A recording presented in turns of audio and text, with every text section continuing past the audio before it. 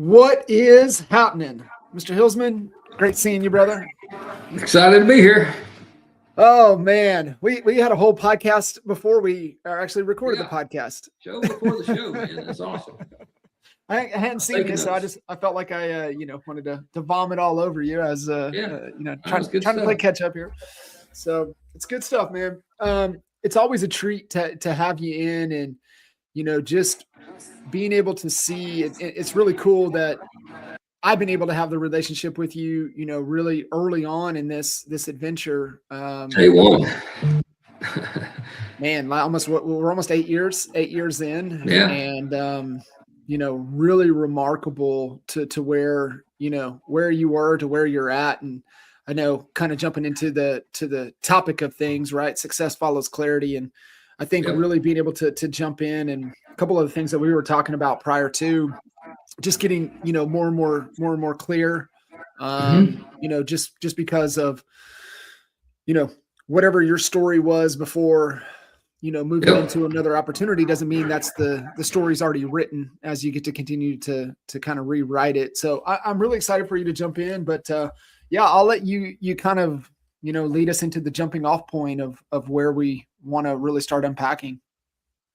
You keep me out of the too many rabbit holes, and we'll have a good time and see if we can help some people today. I love it. So always. I guess I'm kind of excited to tell the rest of the story. A lot of people, if you don't know, 21 units prior to EXP, solo agent, been a solo broker years ago, had the bright idea to open my own brokerage and keep all the money. So notice I said solo, never made it past that stage. Yeah. Then I'm broker in charge, 9 agents. Friend talked me into being a broker in charge with him and his wife's company. 9 agents when I got there, 9 when they got divorced and closed it. Then I tried to have a small team, and that just really wasn't anything. I couldn't figure out how to have the bandwidth or the put all the pieces together. I could sell some houses, but then I thought I'll just get rid of these few agents and just sell houses and be left alone. So 21 deals the year before EXP, solo, no admin, no CTC, no VA, just me, creating the lead, calling the leads, doing the whole thing. Yeah. So how I got here, and then we'll get on to the rest of the story, was, one day I had a call from my broker saying, hey, it was actually the brokers, and this prior to EXP, the broker's new coach called me up and said, hey, I'm the new coach. I'm a Craig Proctor coach. I was like, you're not a Craig Proctor coach. You just got here, man. You can't be a Craig Proctor. Somebody deputized you to be a Craig Proctor coach. Maybe he was, maybe he wasn't, but I had no knowledge of him going through any of the Proctor stuff. Good guy. But he said, so we're going to take you to 21 to 42 units. And I'm like, yeah, no, we're not. And then he proceeded to tell me how we were going to go to 42 units.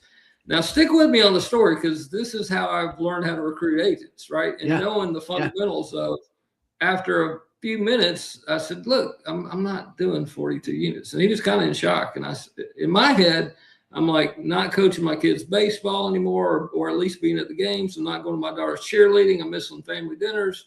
Heck, I might not even be happy doing 42, right? So I told him, I'm not doing that. Because I also thought I don't want to have twice as many as amendments to address concerns. Didn't have that in me either. Now, what I learned at EXP, and from John, Jay, Michael mostly, was if he'd have said, hey, I'm the new coach, and I'm going to take you from 21 units to 42 units, and you're going to work the same amount of time, and you're going to make 50% more money, and we're going to take that other 50% of money and get you some help, a CT and admin or systems. So we're going to invest some of the money, work the same amount of times, double your units sold. You're going to profit 50% more money. I said, dude, sign me up. Where have you been? Right. So, but he didn't call with asking what I wanted. What I didn't want was to do 42 units, to work twice as hard, to have no help, to make the broker twice as much money off me. I had no interest in that. Right. Mm-hmm. So I use that today when I'm talking to agents to go, when I can, because I still screw it up 8 years later, but try to remember who they are and ask about them and what they're trying to do. Because I wasn't trying to do 42 units. Now, with that said, I probably could have done 100 units or 200 if I would have had someone help me with that structure. So maybe that's what I had in me to go from 0 agents DXP to 1,240 something today. And I came all by myself. EXP didn't find me. I found EXP. Jay Kinder didn't find me. I found Jay Kinder. And, blessed to Michael Reese and John Kitchens. And, John, before I forget, one of the things I tell people a lot of times is why it didn't work before was something you told me that was super simple, but I had missed for a decade. And the other guy was plenty smart enough to tell me this. He just didn't tell me this for whatever reason. But what I was doing was I was trying to manage my expectations and not our agreement, right? So all the trouble I had with the small team I was trying to build for blowing tons of money on leads that, never got converted was, and even at EXP in the beginning, bringing an agent over thinking X, that's my expectation, but not managing our agreement. You can move the needle super quick in your business once you start managing agreements. But that's kind of the rest of the story on how a regular guy doing 21 units probably had more in him than that. I didn't do hundreds of units, probably maybe could have with the right person, but I came over here, got with the right group, copy and pasted, and then kind of back to the title, Success Follows Clarity. I got super clear. I was super committed. I recommit sometimes daily, sometimes hourly. It takes what it takes on the commitment side. But see, I wanted to have a large group with monthly passive income. I did not want to have hundreds of units sold in a team without leverage or systems in the other model or in the other opportunity. So you too can probably have what you want in business and life if you figure out what that is, commit to it, find someone to help you. And then what I told Jay too is, hey man, I'm just going to copy and paste. And if I screw this up, we can figure out why it's not working for me a lot quicker than if I tweak it. So hopefully somebody gets some good value out of that. But that's a little bit of the rest of the story. Yeah, no, it's fantastic. And the clarity is everything, right? And it's essentially, the guy came in and gave you a prescription without giving finding out the diagnosis, finding out what's going on. What are you trying to do? Why are you feeling this way? Like, do you want to do more than 21 units? I mean, what do you want to do? What's the goal? What is the real goal? Is that really the goal? And I think it's just, somebody comes in and pushes their agenda on you instead of finding out what you're trying to do and how can I help you get to where you want to go. And it was a couple of things that we were talking about, prior to out of the, the conversation that I was sharing from yesterday. And, if he could understand your goals and your vision, then he could have gone into, my objective is to help you achieve your vision, instead of he was trying to get you to join the vision that the team lead, the broker, had. And his job, he thought as a coach, is I just need you to get to more deals so I can, help this guy achieve his vision, instead of saying, Dan, what's your vision? What are you trying to do? What are your goals? And he just missed a very important question. Little tiny piece of, and I don't fault him, but his job, and he had a salary, was to double my units, so the owner doubled his income. I don't have a problem with that at all. It just didn't really work out too well for either one of us at that place. Yeah, for sure. And thank goodness that happened, right? Because if that doesn't happen, I'm not sitting here today. So if he would have done what I learned now, and that next year we went from 21 to 42 in the same amount of hours, because that was super important. Family and quality time was super important. And then I probably would have signed up to go from 42 to 80 and 80 to 160 if we could have kept knocking that out without increasing the hours and keeping me at my kids' baseball, daughters' cheerleading, family dinners. I'd have pretty much signed up for whatever he wanted me to. Sure. It's the whole just asking you the question, what does it have to look like for you to stay committed to this, right, through this growth, and for us to be able to achieve that? Because he didn't ask you your non-negotiables. He didn't ask you why, you're only doing 21 deals, because you could have done more. You just had a certain block of time, and you're like, listen, I'm going to get out what I put in this time, and that's it, right? I'm not willing to sacrifice, like you said, ball games, cheer events, family events, church obligations, things like that, like establishing the non-negotiables. But I think that's where great leaders come in, and great, trying to help, build this out, is like, dude, what do you want to accomplish, and how much time are you willing to commit to it? That's kind of the secret sauce. And then you can, like, okay, well, that's where you want to go. Let's reverse engineer. You only have this much time. Okay, cool. then we'll build it from there. But yeah, it's I'm glad he didn't have the arsenal of questions to really to get you on board. Yeah, thank goodness. Well, that was a God thing, man. I've been praying and praying and praying for years and years, so I'm here. It's a God thing. 100% believe that. And then one thing I told Jay at the very end, I said, look, I'll do this if you're going to commit to helping me. And he's like, yeah, I can help you. And I'm like, yeah, we'll see. And then, but I said, I got to commit to helping me help other people once you help me.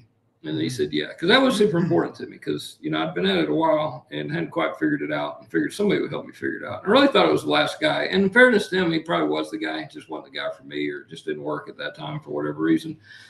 But, it's a blessing. Super happy here, not going anywhere, super grateful, and, learned so much and got a good family of people. So kind of leads me a little bit of my next thought, which was after taking that, something I've done recently is write out 100 things that I want. And that was pretty painful because when I started, I thought there was an exercise I was asked to do, and there was not 100 things I wanted, but I finally was able to write it out.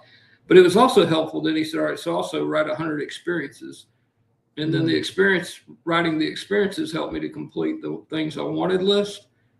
And then more importantly, that exercise had to do with writing down some things that I had to do, I had to be someone that I wasn't in order to accomplish some of those things.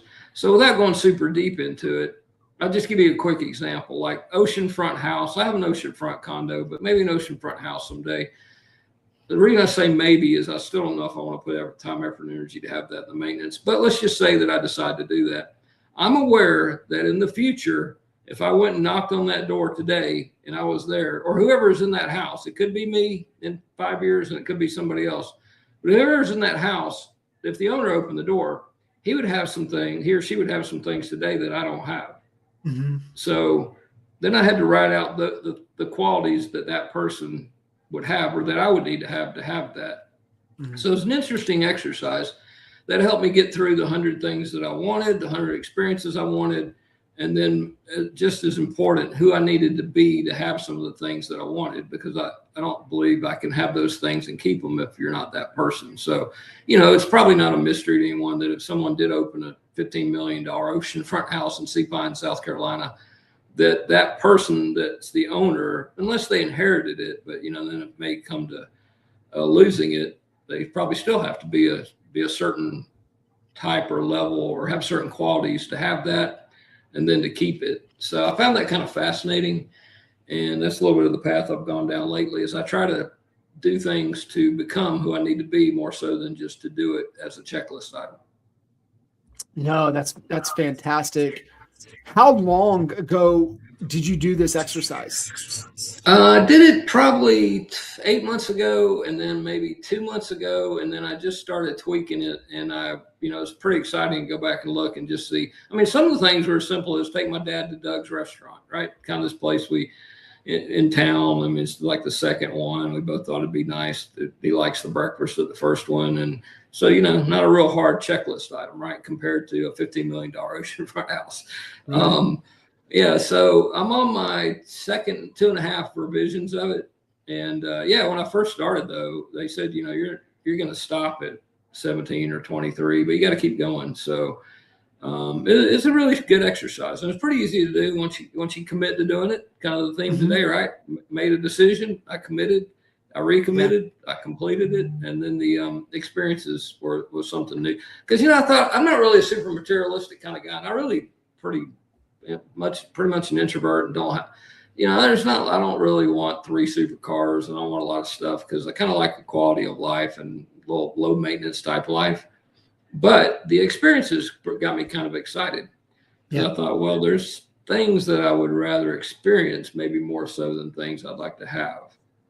So I found that interesting. What led to even doing the exercise? Like, what were you in search of? What were you missing? Really growth within my business, because I'm also aware that like the rock in my shoe has always been FLQA. I've had as many as 26. At one point I was at 21. I dropped all the way to 6. Learned so much in that free fall. Some of it was weird, like had a guy die, so, bigger problems than I did, right? Had a lady get cancer, had 2 ladies' mom get cancer. One lady went to prison. EXP actually called me and said, hey, seen so-and-so lately? I'm like, nah. They said, call me back, I don't know, a couple of days, a couple of weeks later, and said, hey, just to let you know, she's in prison, and we're taking her list and moving it to somebody else. You're not in the area. I was like, wow, she's not going to be FLQA either, huh? So it was probably being fascinated and okay with and aware that in order to have, you need 30 FLQA currently. So it's more like 40 to be there comfortably. And I thought, wow. I looked the other day, I think there was 47, did a quick number check. I think there's 47 people at the company with over 30. So kind of a rare area to be in. And then I became aware that probably don't have that because I'm not the person I need to be to have that yet. And then kind of went down the path of there's other things in life and experiences that I'd like to have. And I probably won't get those either if I don't become, who I need to be. So actually in learning and being aware of that helped me to go through. And sometimes I show up because I need to show up to become, not to do. So recently I went to Dallas, Texas to a leadership event. Kind of wanted to go to that one, but I've gone to a few others that I thought, well, if you're going to be the leader and you're going to have relationships and you're going to have communicate with others and you're going to collaborate, you probably need to become that person, and you can't become that person without going to do the things you need to do to become that person. So it's more of a mindset of doing to be, not doing as a checklist item, just to do something. Yeah. It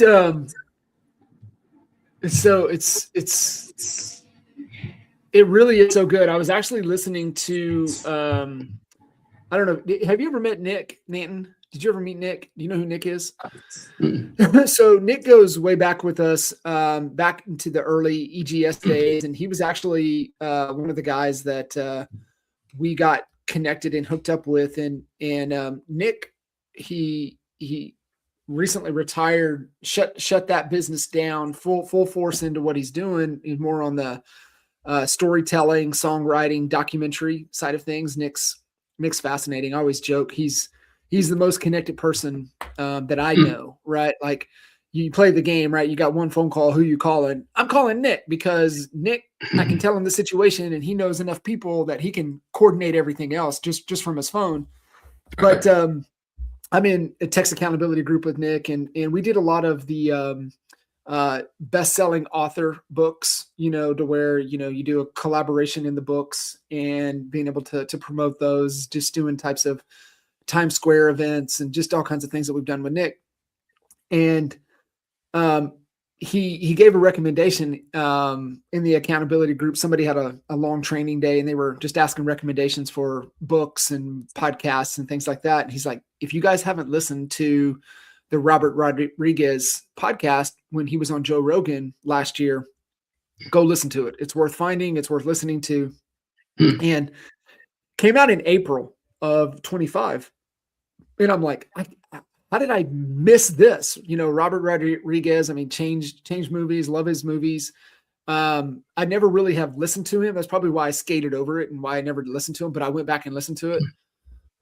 My goodness, how amazing of a conversation. But one of the things that he talked about in there, and will kind of get us into our, clarity side of things. But he touched on, and he said, and this was so relieving. He was like, listen, don't focus on trying to make hits, focus on the entire body of work. So he was talking about movies, right? Like, don't try to go out and make, blockbuster hits every time, because it's not going to happen. Focus on your entire body of work, right? Don't be sucked into. And so, like, even almost 800 podcast episodes, there's some really good ones, and there's some ones that, like, I wish we would just delete. They're so bad. But it's the whole body of work. And I'm like, gosh, man, that is so good. Instead of, trying to make that. And I don't know have you ever heard that study? I might've shared it at one of the KTs, but it was, and who knows if it's true, it could have been made up, but it's a great story. was this college professor had his class, and it was an arts class, and he broke the class into two groups. You had the group over here, they were going to be judged on creating the perfect piece of pottery, right? Their whole grade was, the entire group was going to be graded on one perfect piece of pottery. Right. And the other group was going to be graded on building 50 pounds of pottery. And so as long as they built 50 pounds, created 50 pounds of pottery, they would have got an A.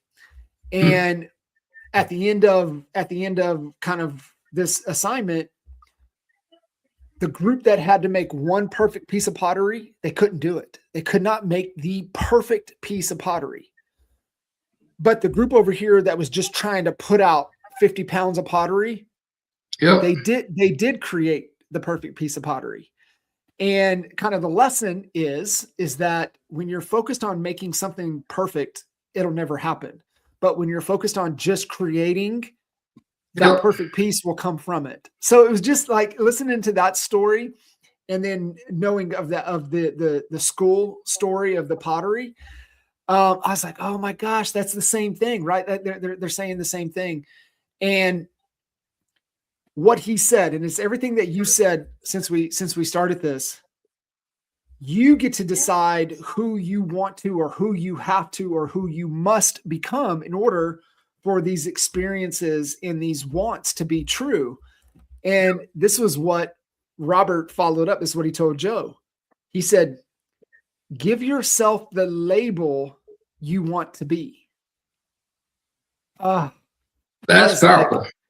That is just like so powerful, right? So like, and he said, you can put them into affirmations. It doesn't matter. He said, but that's the label of how you choose to view who you are, right? Like he had to do everything creating the movie because he didn't have the budget to go hire people to do things. So he learned how to do it all. He wrote it, he directed it, he ran the camera, he did the editing, everything, did the sound, did everything. And so he's like, do you think I'm going to tell myself that I'm not a great writer? Do you think I'm going to tell myself I'm not a great, behind the camera? Do you think I'm going to tell myself I'm a horrible director? Heck no. I choose to give myself the label of what it is that I want to be and who I want to become, because I know the power of giving myself that label and saying it, and I hear it, and that's where my belief system starts. And I was like, my goodness, so powerful. So, I mean, the whole conversation was great, but those were the two big things that I wrote down from there is like, listen, don't worry about that hit. Don't worry about that stinker that you just laid. Focus on the entire body of work. And then just remember that you get to choose who you want to be, who you must become to have the things that you want in your life. And it's everything that you were just saying and how powerful it is to create, those labels that we give ourselves, and they can be disempowering or they can be empowering. And, how empowering, your example of who you've become to achieve, the things in 8 short years, right? It doesn't feel like 8 short years. It feels like forever, but think about it in the whole context of things, of look at kind of where you were 8 years ago to where, you've come to this point. It's pretty awesome.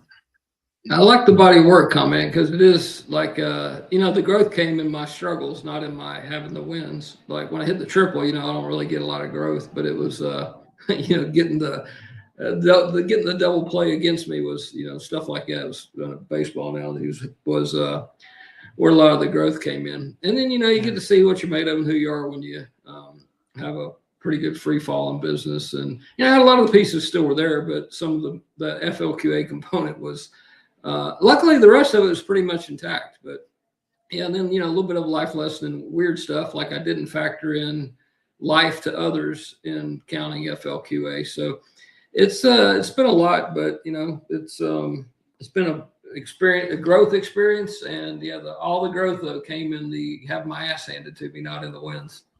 Isn't that crazy? And how important your faith and how to reframe things in those free falls. How important is it to have that type of support and that type of mindset to be able to navigate, the struggles?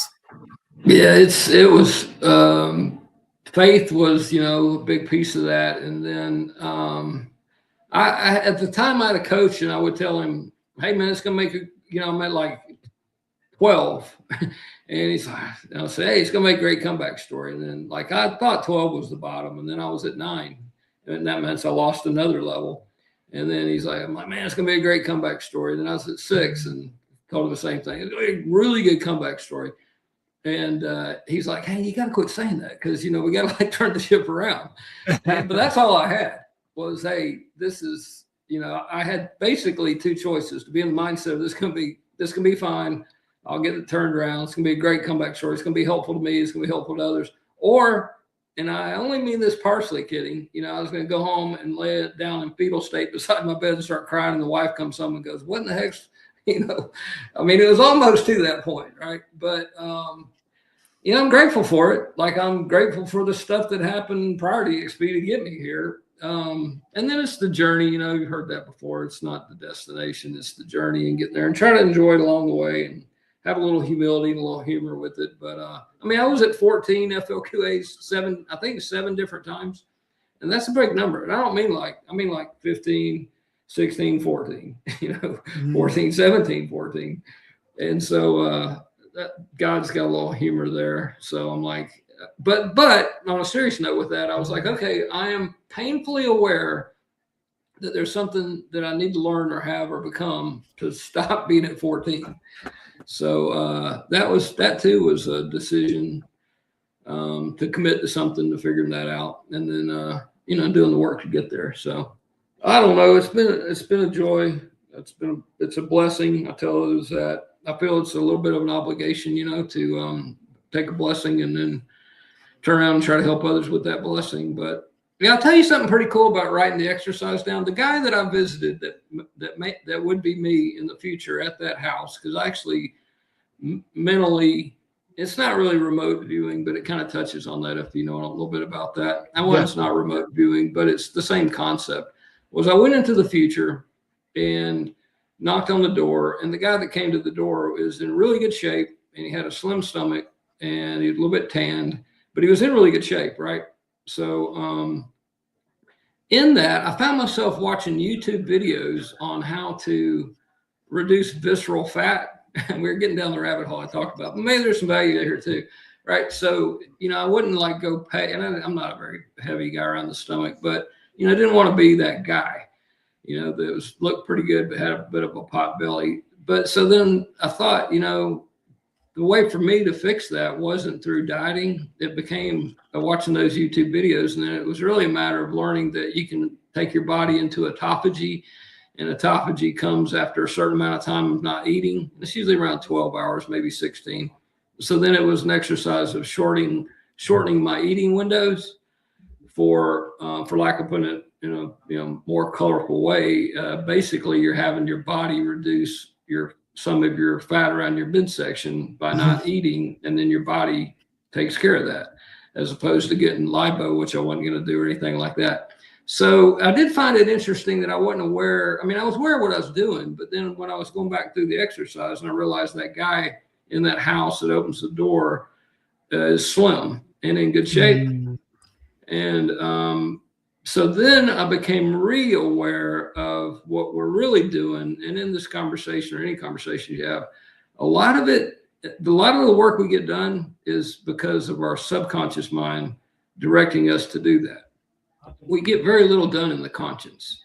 So it's the subconscious. And so it's an exercise of writing that down, that I want to become the guy that, is that guy, the way that guy looked at that house in the future that opened the door to the owner.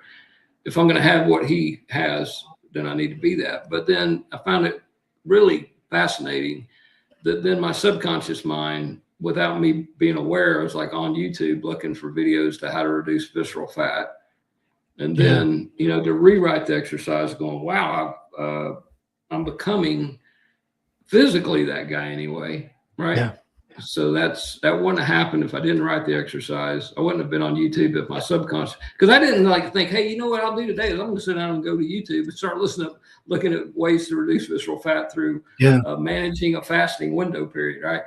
But that all happened mentally because of the exercise of writing down what I wanted and knowing who I thought I needed to become and what that guy had. So I don't know. I find that whole subject fascinating, and I'm super convinced that most everything you get done is in the subconscious, and then that kind of goes full circle back to, anyway, if anyone's watching this, when someone's watching this, you're trying to figure out how to get something accomplished or do something next or do something at a higher level. It's going to come down to making a commitment, making a full decision, not a partial decision, but a full decision. And that is one thing I did with revenue share. I'm like, okay, I'm doing this. And I told a guy once 7.5 years ago, he said, well, once we get onboarding fixed, and I said, look, and I actually told him this is darn close to exactly what I told him. I said, hey, I'm getting there, and I'm going to throw a few people over my back, and I'm going to grab a couple by the collar and a few by the hair, but I'm getting to the finish line. You coming or not? I mean, if you want, I'll drag your ass. But, if you fight me, then you can turn around and walk the other way. But I'm not fixing onboarding. That's not, that wasn't in my control. But what was in my control was to keep moving. I made a commitment and a full decision to keep moving forward. I'm going to figure this out. And then it was kind of relaxing, John. Once you make a full decision, a full decision, a lot of weight's lifted off your shoulder, because then the hard part is, the dancing, they're going this way, they're going that way. Am I going to do it? Starting and stopping. But once that full decision, 100% decision's made, and it's also pretty cool because you don't have to do it today or tomorrow. You just got to start heading in that direction. And then if you're going to already decide you're going to keep going in that direction, kind of whatever you come up against is easy to handle. Yeah. I think I love that. Right. And being able to, like you said, fully make a decision. And if you look at decision means to cut off. So that means you have to let go of something. And even in this case, it's letting go of who you were to become who you must be. What, like for you, was there anything that helped you, get to that decision point to where, okay, like I got to let go of this, right? Because like we even see it with, and we saw it early on with EXP, especially agents that still needed to produce, but they were all in on the attraction recruiting side of things. And then, oh my goodness, I didn't have my consistent cash flow machine being able to go without me. Oh my gosh, it just revealed everything because I stepped away from it. Now it's suffering. Now I got to go back into production. Oh my gosh, now I'm 1 foot in production, 1 foot in, wanting to grow rev share. And until you make that decision, you're still going to be kind of at half potential in the thing that you're doing. So like for you, what was kind of got you over the hump to make the decision and know that this is the path I'm going? Yeah, that's a great question. So I actually was out of production twice. I'm mostly out of production now. I'll get to that in a second. But yeah, I made the full decision, but life does happen. You got to be a little bit nimble and you got to be ready to pivot. And I do have a wife and 2 kids. One just got his MBA, daughter's in getting her master's degree. So still some financial stuff going on there. But even though I had to get back in production the first time, I still had the full decision to continue down the path of figuring out the revenue share and get it to high enough to where I had a monthly income where I wasn't going to do production. Look, I love selling real estate. I think it was Michael Reese I said to, hey, dude, I've been doing this when I joined EXP, 26 years licensed. I said, it's not like on-off switch. You can't, like when I stopped doing production the first time, I would lay in bed and think about my clients. I'm like, wait a minute, you don't have that client. And so, you do something for 26 years, and look, 26 years in real estate. It wasn't like I did 9 to 5 Monday through Friday. We're talking about 26 years, 6 and 7 days a week, right? Yeah. So there was a lot to that. But even when I had to go back and sell houses the first time, I still had the decision. That was just something I had to do also in order to, fulfill my financial needs. And it's hard. It's not easy. I think I'm a super big fan of EXP being created for the opportunity that you can sell more homes if you plug in, and you can also tell a few people along the way. And it's super realistic to think that if you put a little bit of time, effort, and energy into it, you can have enough rev share to offset your cap. So what a great model that is. And that was one of my first goals. Was I thought, well, if I can make 16, 17K with the fees, then it's a no-brainer to work here. So if I can go sell a few more houses than I was before, if I can bring over a few people, and if I can offset those fees, and then I get paid to work here. My first year, not typical results, but $39,000 in rev share, we'll call it 17,000 EXP cap, because I was a capping agent and then some. I was not an icon agent. But, they gave him a whole 17K back plus about 22 grand. And I'm like, I cannot believe that I got paid to work here after 26 years in real estate. Yeah. So I think that's the spirit of EXP. We're not all going to have hundreds of thousands of dollars a month in income, passive income from EXP, because, well, I guess we could, but after a while we'd run out of agents and houses to sell. But I firmly believe that agents that want to, with a little bit of time, effort, energy, and a little bit of help along the way, could offset that. And that's one thing I love about the model. Yeah. But yeah, out of production twice, John. Had to get in, get out, got in, get out. And when I say today, I did have 2 closings in the last 30 days. They were past clients.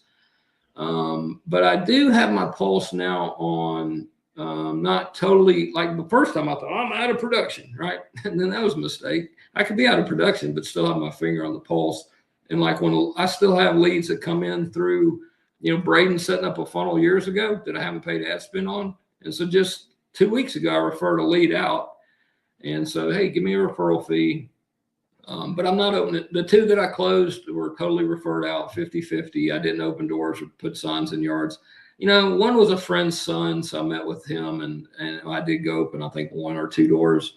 But it's really more so because I wanted to, an old friend, and it was kind of cool going to look at a house for him and his son. But had agents on those ends that did all the paperwork and 50-50 referral fee, but they were pretty much layup type deals. So I think that's also good because that's easy to do. And, we'll do real estate income's way better than it was 10 years ago with the price point that's gone up.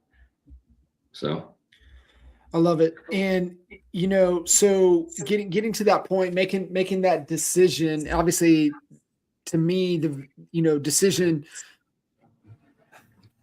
you're going to make the best decisions the more clear you are, right? And I know success follows clarity, and that's always been at kind of the forefront of what we do for the last 20, 21, 22 years has always been clarity report. Yeah. Where are you at and where are you trying to go? Once I know those 2 things, right? And hopefully where you're at to where you want to go, there's an upcline, right? like we're hoping that you're wanting to go up. That's a worthy in pursuit of destination. And from there, then we can put the plan in place, whatever it is you want to do. But it's just the moment of getting clear, and it's really kind of thinking about it like a clarity compass, right? It's like you got to know where you're at, and then knowing where you want to go to then be able to map out from the compass, be able to map out the way to get there.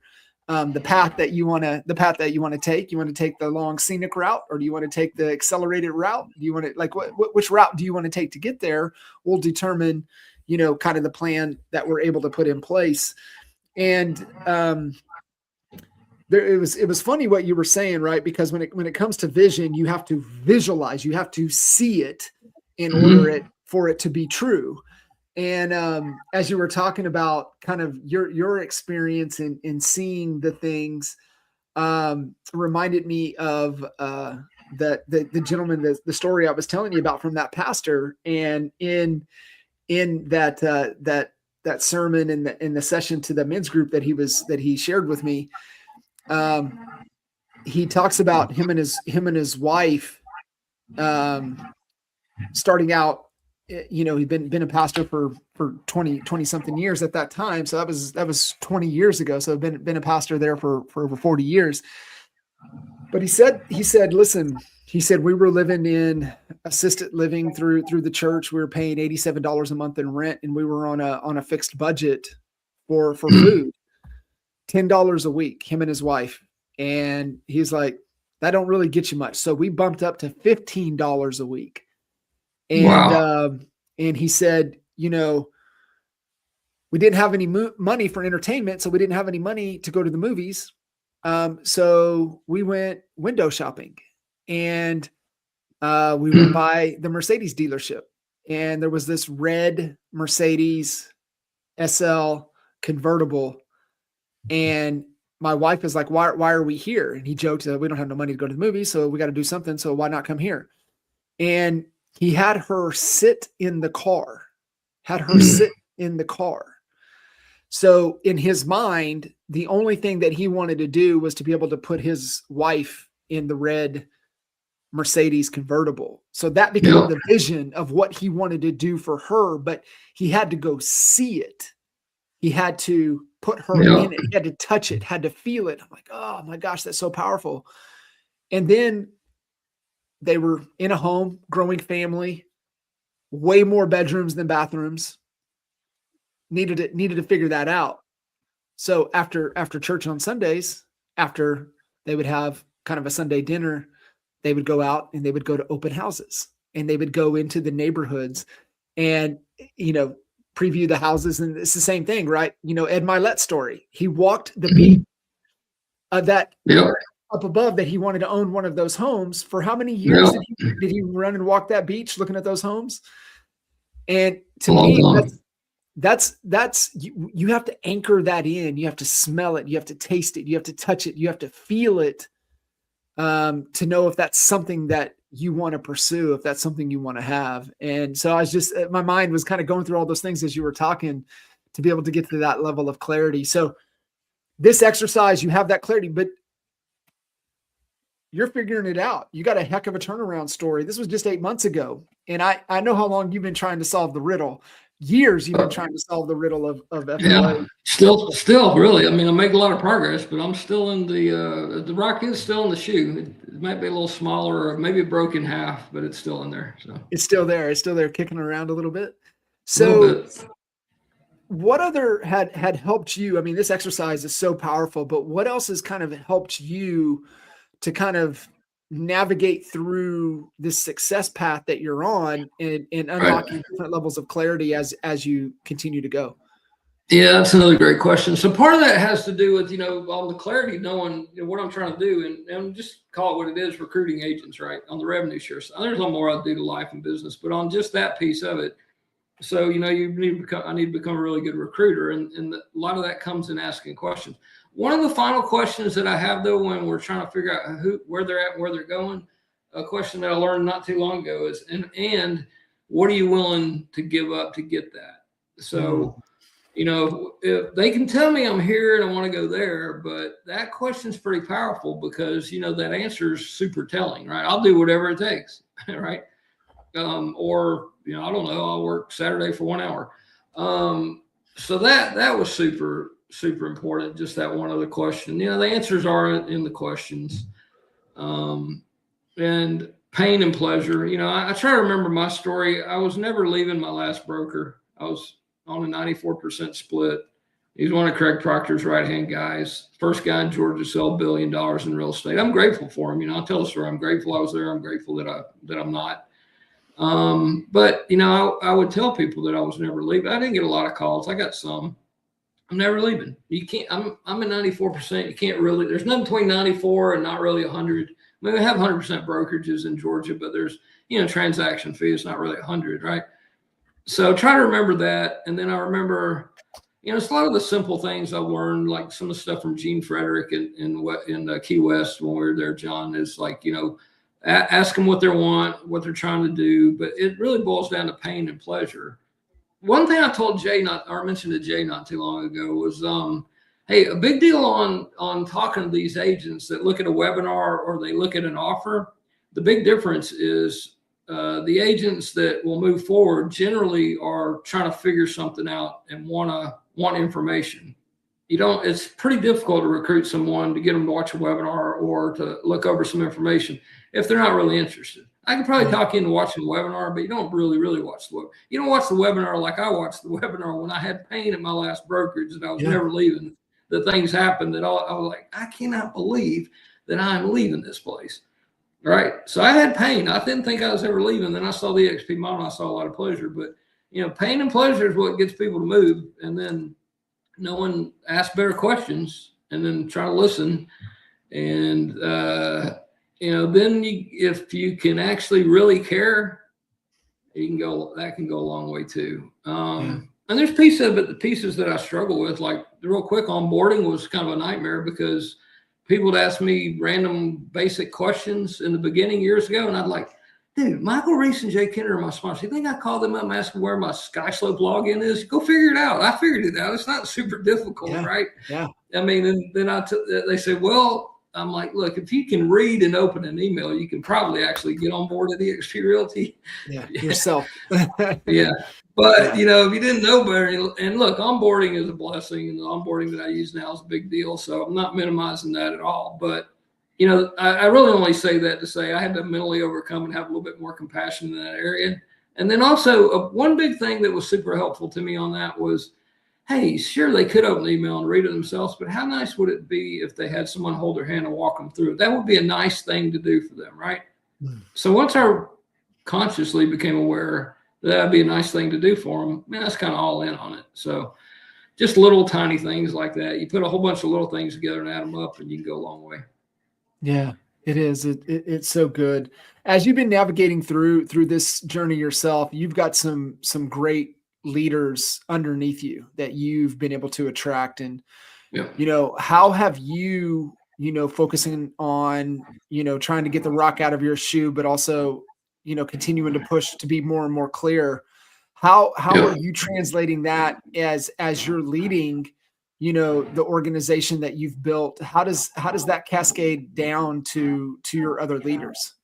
Yeah, so part of that was tricky, especially in my free fall, to show up with 6 FLQA and lead people with, you know, 2-3 times more and bigger groups, because you know the model well enough to know, you know, that you can recruit people and they can have a larger organization than you.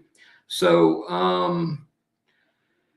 part of it was, even in that, was having the confidence and knowing who I was and what my intentions were, and being sincere that I could still show up and lead.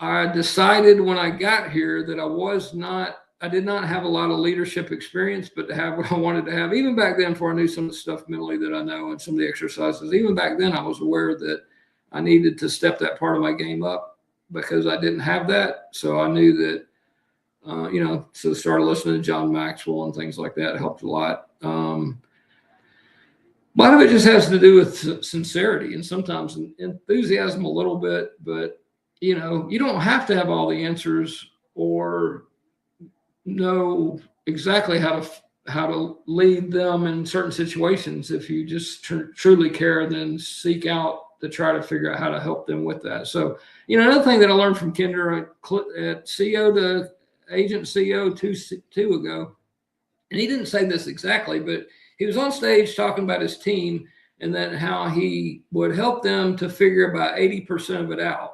He already knew the other 20%, but the value came from them figuring the rest of it out. And that was massive for me. What I'd done at EXP, heck, one time I bought Ylopo for 4 months because I was trying to help a friend figure out Ylopo, and I was getting leads. I figured it all out, but that still didn't mean I could figure out the rest of, for him, that 20%, 10%, or 5%. So, you know, figuring out just enough to help the person to be able to figure it out the rest. Seems kind of tricky word-wise, but you know what I'm talking about, John. How powerful is it getting them right to the point to where then you can let go of them, but you know you got them far enough to where they can figure the rest of it out, because you can't figure the rest of that out for them. So that has been a large leadership lesson too. And then a lot of that's unspoken, right? You're not telling the person, hey, I'm going to tell you this, I'm going to get you here, and I'm going to get you to here. I had a guy once say, hey, man, you always have an angle. And I said, you know what? And I thought, I had to think about it for a minute, because he wasn't really coming at me in a super loving kind of way, right? Yeah. More aggressive coming at you. Yeah, a little bit, just a little bit. He meant well, and I don't think, and he didn't mean anything super bad by that, but, you know, it was a pretty much right between my eyes kind of statement, right? And so I paused, and luckily this came to me, had to be a God thing, because it was a great response. It was 100% sincere. And I said, you know what? You have my full permission that if I ever pitch you something to do that you think I have an angle on, and if it's not in your best interest, then you call me out on the spot. I can't think of anything that I've tried to get you to do or tried to teach you or lead you to do that I would benefit from, but it would also be in your best interest. So if I ever tell you something and you think it's an angle and it's not in your best interest, please call me out immediately. And, you know, I couldn't think of anything that I'd ever tried to get him to do that wasn't in his best interest. Was I going to benefit? Sure. That was the angle, right? Kind of the XP model. Hey, if I can get you to be a rock star, then I'm going to totally benefit. But if I can help you be a rock star, you're going to win too, right? So yeah, I just thought that was a really eye-opening comment, and you know, it also made me aware to be a little careful when I'm pitching angles. But you know, how cool is it that we can have angles that we benefit from? You know, if you're creating a win-win situation, then there's nothing wrong with it, right? Nothing wrong with it, right? And go back to what we were talking about prior to, and just, you know, coming from that servant leadership heart, like, dude, all I'm trying to do is help you achieve your vision. And I know in this model, if I help you achieve your goals, you're definitely going to help me achieve mine. And I think it's some of that, but not using it in a way that is more of a barter leadership style. It's more of like, dude, I'm just like, I am genuinely trying to help you.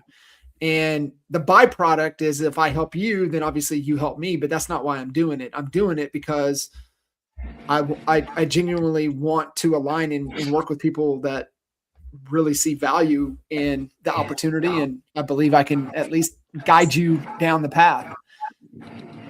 Hey, I want to leave you. I want to say something else before we go. And this was super important too. And this came from you guys, you and John, and you and Jay and Mike. But you know, what's the goal? So when I run things through the filters that you guys have taught me, like, what's the goal?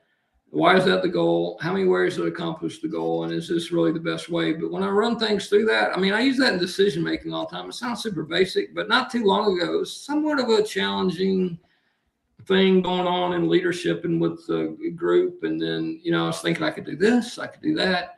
And then once I ran it through the filter of what's the goal, then I didn't really have to do anything about it, because if I was going to do something about it, might have been fixing an ego, or maybe we're setting something straight. But in no way, shape, or form was that conversation going to help me achieve the goal. So maybe, I think someone maybe need to hear that is, you know, run things, get super clear and know the goal. And if you know the goal, and then if you run things, make decision-making processes through the filter of, you know, how's that going to help me with my goal? Is that, you know, what is that going to do to the goal? Is it even necessary? With that, it was going to be a long conversation that probably wasn't going to be probably wasn't going to be super comfortable anyway. And then when I ran it through that filter, I'm aware that I don't even need to have that conversation. In no way, shape, or form is that going to help me attain move forward in obtaining the goal. So maybe there's some value in that, and just there's a ton of value in that, Dan. I mean, it really is everything. And you know, I think we do it so like you were talking, consciously, unconsciously. It's just one of the things that just happens is like, what's the goal? Like, are you solving a problem that's going to help you get closer to the goal? Or are you just solving a problem? Now you see it, you're locked in. You just got to solve it out of spot. You got to solve it just because you got to solve it. And sometimes it's like, man, even if I solve this riddle, it's not going to help me get closer to where I want to be. So it's the whole, just because, I mean, whatever analogy you want, right? Like, I think, you know, one of my favorites is stop digging. Once you realize you're digging in the wrong hole, stop digging and go over to the other one. Or once you realize you're climbing up the wrong, the ladder that's up against the wrong wall, it's okay. Stop, go down, go over, go put your ladder on the right wall and start the climb, from there.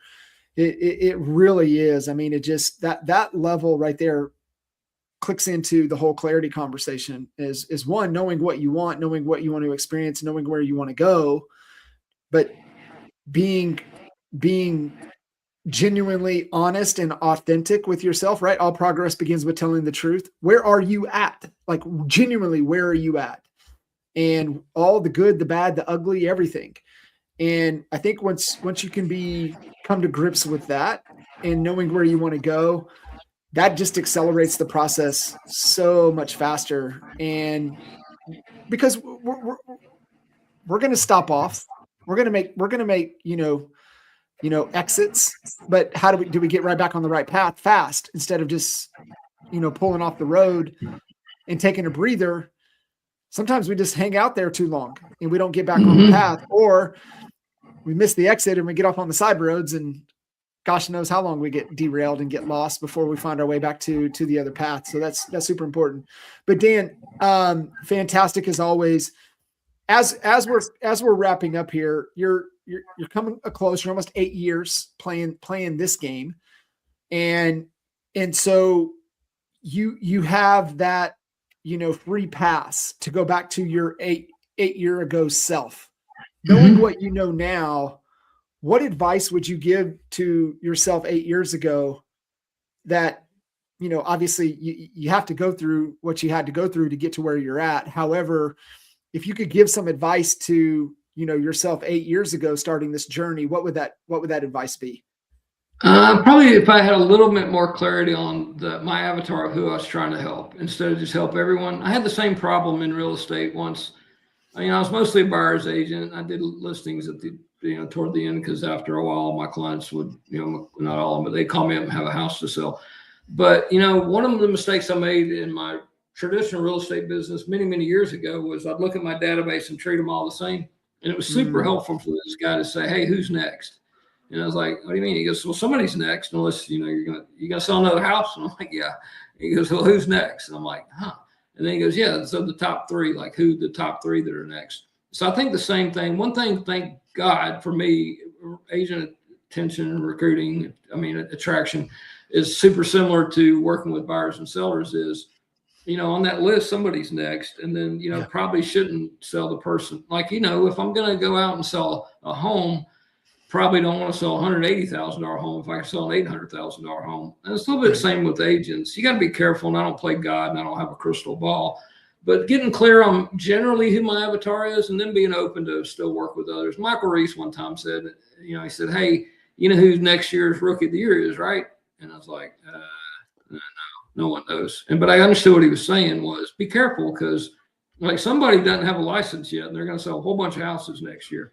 Right. So a little bit of a needle in a haystack. And I'd like to kind of end on, or at least kind of come near the end on this, is on you. Look, so whoever's listening to this, I'm aware that you have way more in you, and you can create more and you can do more if you want to than you're doing right now. And one of the light bulb moments for me going down this subconscious, conscious mental path was talking about designing your life. You really probably can design your life quite a bit more than, and me included, than you've done so far.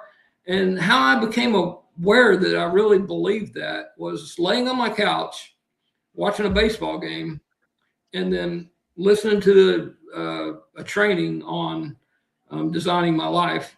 And basically, I kind of paraphrase, they were saying, you can have whatever you want, and the life you have right now is because you designed it this way.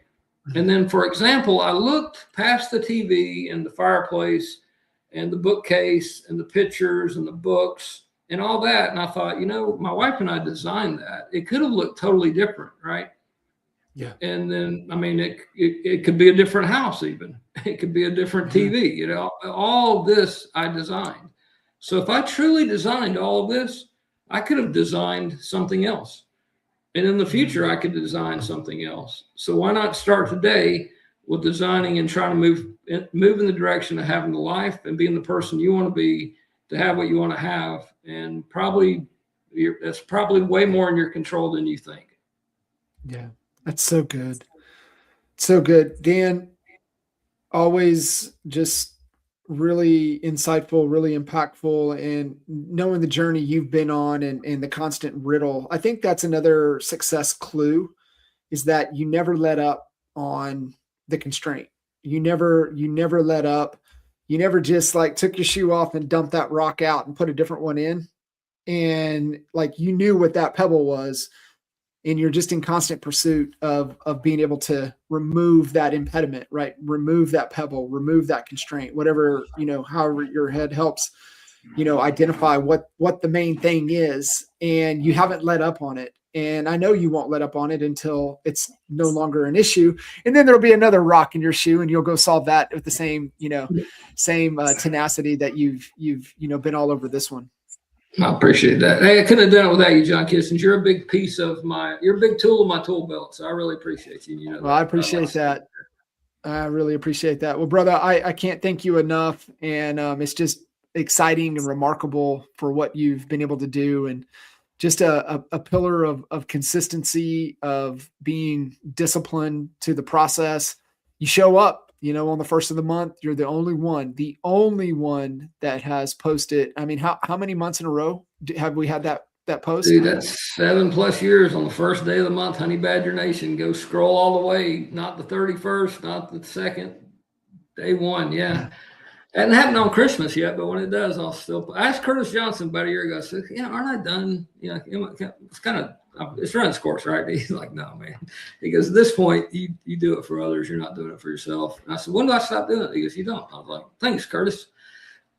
You never do. You never do. There's so many people that it's an extra shot of inspiration. And I can't thank you enough, brother. I appreciate you, John Kitchens. Thanks for having me. You got it, brother. We'll do it again. Guys, connect with Dan, and we'll see you guys next time. Thank you.